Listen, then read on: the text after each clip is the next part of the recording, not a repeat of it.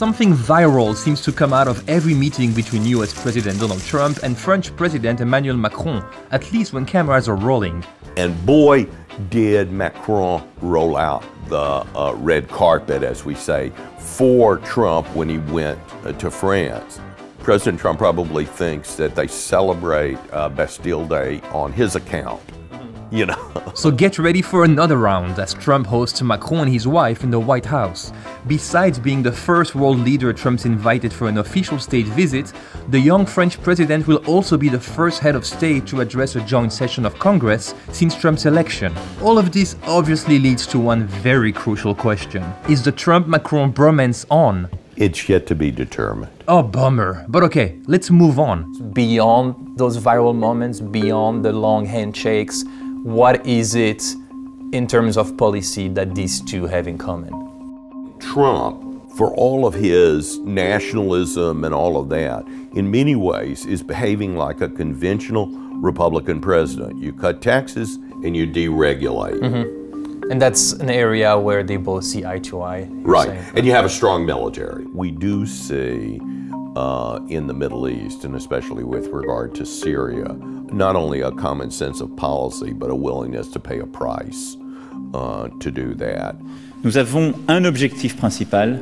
We have one main goal, which is to eradicate terrorism. The very close association we have with the US is to fight against terrorism and the roots of terrorism. I think the other part is that Trump is looking for a primary European ally. If he's not going to be dealing primarily with Merkel, Britain is pulling out of the EU. Who's really his best option? I would say Macron. What I don't know is how Macron thinks that the EU should behave with respect to the US on major issues like trade and competition policy. Final point, I think that he probably thinks of Macron as a disruptor. President Donald Trump sees himself in Emmanuel Macron a little bit? Yes, they're both people who, in a sense, come from outside, built their own party. But the one thing I would guard against, most of the time, when you see a relationship that's positive, you think that it will last. In Trump's case, he can turn on a dime. France is America's first and oldest ally. A lot of people don't know that. France is our oldest ally. La France, c'est le plus ancien des alliés des États-Unis.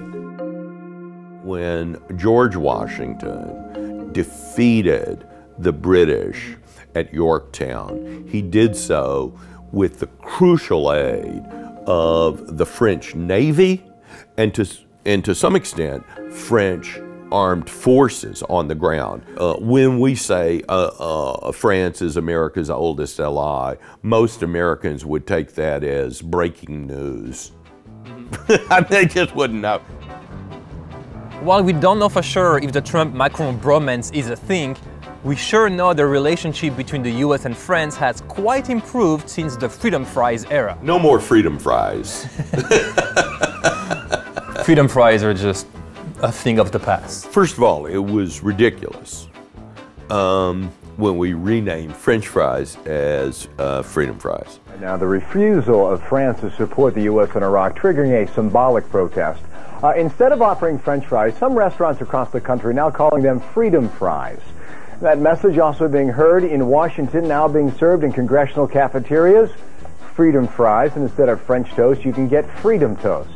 Full disclosure, I have myself long supported the movement to rename French fries, but that's because I'm Belgian, and really they should be called Belgian fries. But that's another story for another time.